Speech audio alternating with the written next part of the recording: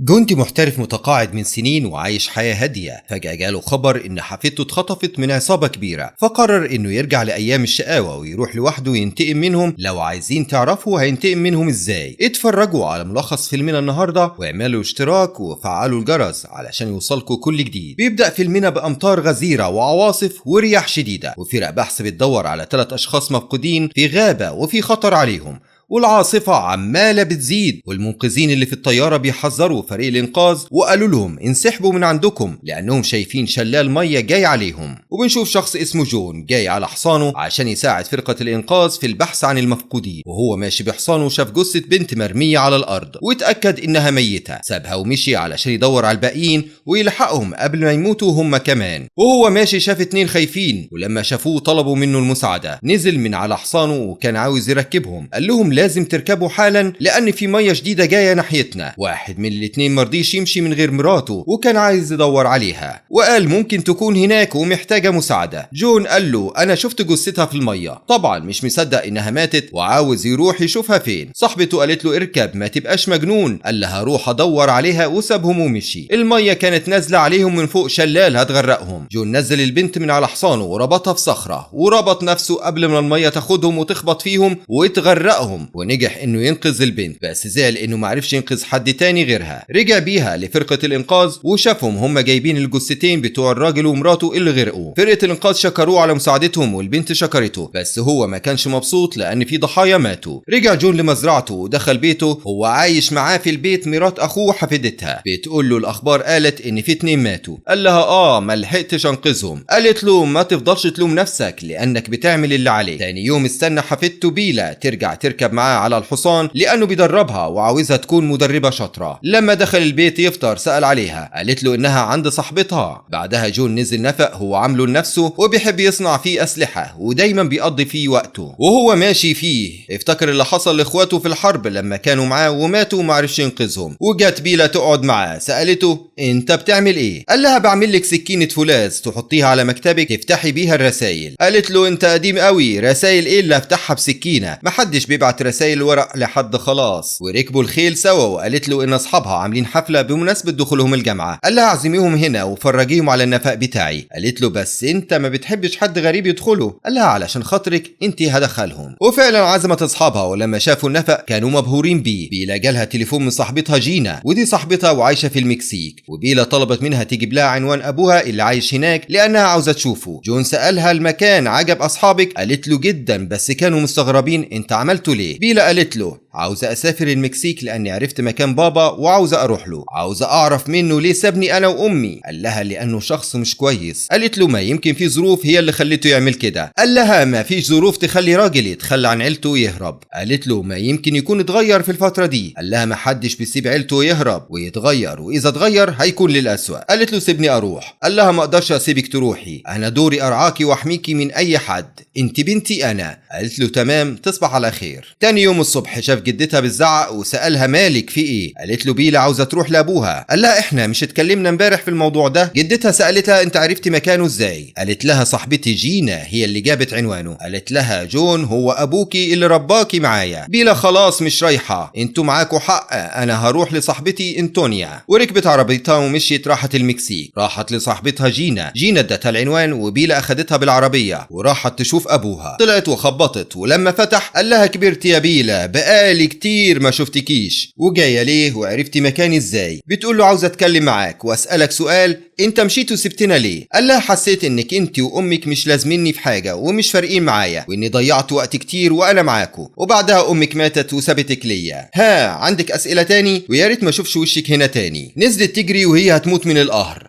قالت لصاحبتها جون قال لي انه ما تغيرش، بس ما صدقتوش، انا لازم ارجع بيتي النهارده. جينا قالت لها طيب اهدي، بس الوقت اتاخر ما ينفعش تسافري دلوقتي، تعالي معايا وهنسيكي كل حاجه. اخدتها كازينو وراحوا يسهروا ويشربوا، وفي واحد كان مركز مع بيلا قوي وقرب منها وحط لها حاجه في المشروب بتاعها. نروح لعصابه فيكتور وهوغن، ودول 2 اخوات وعاملين بيزنس تجاره لبيع البنات. بنشوف شخص اسمه ميجل بيتفق على الطلبيه الجديده اللي هيستلمها منهم، ونرجع لجون وهو وجده بيلا وهي جايه وهي بتجري عليه وقالت له ان بيلا برضه عملت اللي في دماغها وسافرت لابوها. جون قال لها معاك عنوانه؟ قالت له اه. اخذ العنوان وراح على هناك. قالت له هترجعها لي مش كده؟ ركب عربيته وطار بيها على المكسيك. ونشوف بيلا وهي مع بنات كتير محبوسين في مكان، وفيكتور ماسك واحده منهم وبيضربها ويسحلها علشان حاولت تهرب، وقال لهم اي واحده فيكم لو فكرت تهرب هتموت. بيلا خايفه وعماله تعيط. نروح لجون اللي وصل لباباها وخبط على الباب. لما فتح جون قال له عاوز بيلا. ابوها قال له مش هنا. جون زقه ودخله الشقه. جون قال له كنت خلصت عليك من 10 سنين وارتحت منك. سابه وراح لجينا. قال لها فين بيلا؟ قالت له مش هنا ومعرفش راحت فين. هي طلبت مني عنوان ابوها وانا جبته واديته لها. قال لها ممكن ادخل وتحكي لي على اللي حصل بالظبط؟ قالت له هي نزلت زعلانه من كلام ابوها وانا اخدتها نسهر شويه وسيبنا بعض ومعرفش هي راحت فين بعد كده. قال لها ازاي؟ قالت له انا يومها شربت كتير وكنت بتكلم مع اصحابي وبصيت ما لقيتهاش، دورت عليها في كل حته وقلت يمكن سافرت. قال لها ازاي يعني هتسافر ومش هتسلم عليكي قبل ما تمشي؟ قال لها دي بتعمل ايه في ايدك؟ ومسك اسويره بيلا. قالت له هي اديتها لي. قال لها مش ممكن تديها لك ابدا لانها تذكار من امها وغاليه قوي عليها. قال لها انت غدرتي بصاحبتك.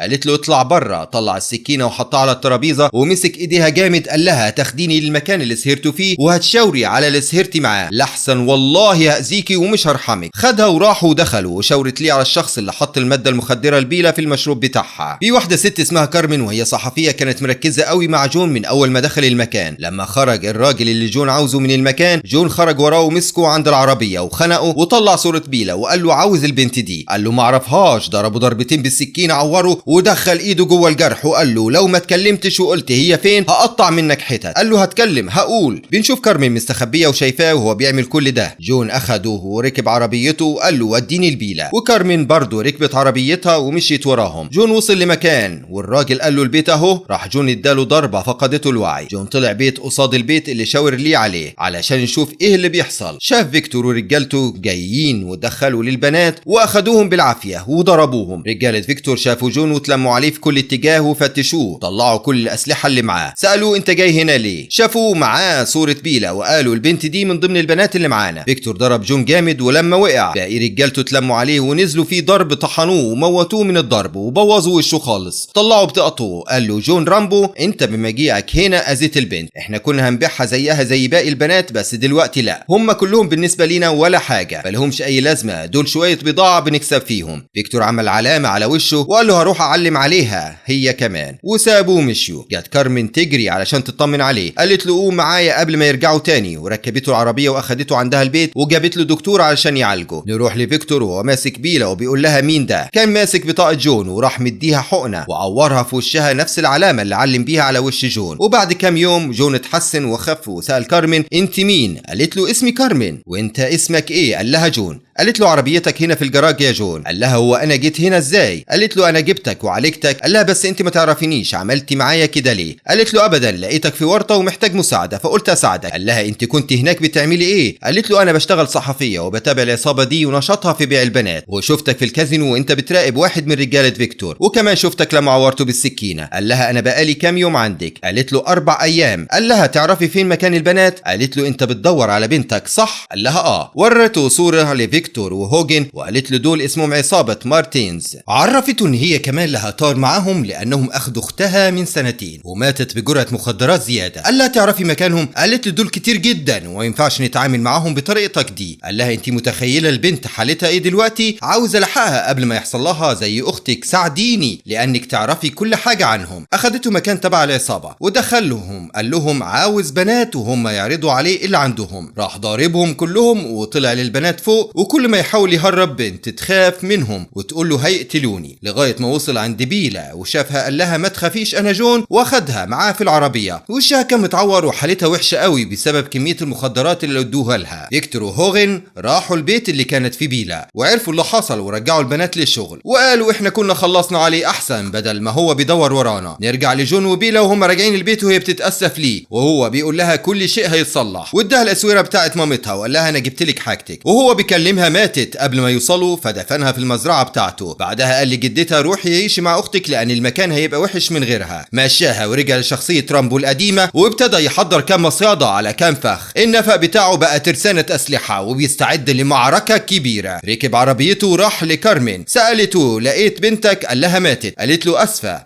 وعارفة احساسك دلوقتي لاني عشت زيه بسببهم. سألته انت رجعت ليه؟ قال لها عاوزك تساعديني ننتقم للبنات. قالت له انت كده بتخاطر برجوعك تاني ليهم. قال لها لازم ادوقهم من اللي انا دقناه. وفعلا راح بيتهوفن وموت رجالته واحد ورا التاني لغايه ما وصل لاوضته موته وقطع راسه. وبنشوف البوليس جه والمكان مليان جثث، ووصل فيكتور وشاف اخوه ميت وراسه مقطوعه، وشاف صوره بيلا جنبه. فهم ان جون عمل كده في اخوه. جون اخد راس اخوه ورماها على الطريق وهو راجع، وراح بيته وطلع الخيل كلها ومشاها وقعد يحضر قنابل. وفيكتور جاي بجيوش مش رجاله، الاتنين بيستعدوا للحرب مش للمعركه. جون واقف مستنيهم وهم في الطريق، اسطول عربيات جاي علشان يموتوا واحد. جون عمل لهم الغام في الارض وانفجرت اول ما العربيات داست عليها. فيكتور قال لهم انزلوا من العربيات وانتشروا في المكان وهاتوه واقتلوه. هو حضر لهم نار في كل مكان وطلع من النفق وبقى يصطاد فيهم، وعرفهم ان في مخبأ تحت تعالوا ورايا. وفعلا نزلوا وراه. اول واحد نزل دخل الحديده جوه صدره وفضل يصرخ وبقى يطلع لهم من كل مكان ويموت فيهم. بصراحه الفخ كان صعب قوي، والرجاله عماله تقع واحد ورا التاني والتالت، وكل واحد موته شكل، قنابل ورصاص ومسامير وكل شيء. ما فضلش غيره هو وفيكتور. جون كلمه في اللاسلكي وقال له موتت رجالتك كلهم وسبتك انت ليا في الاخر علشان عاوز اخلع قلبك من جواك بايدي زي ما عملت فيا لما موتت بنتي. وفجر الانفاق كلها. فيكتور طلع فوق الارض عند اسطبل الخيول. جون ضربه بالسهام لزقه في الحيط ونزل وقف قدامه وطلع سكينه وغرسها في صدره وشقه وطلع قلبه ومسكه بايده. وبكده جون انتقم منهم وخلص البنات من شرهم وجاب حق بنته. انتهى ملخص فيلمنا النهارده. تابعوا القناه واستنوا الملخص الجاي.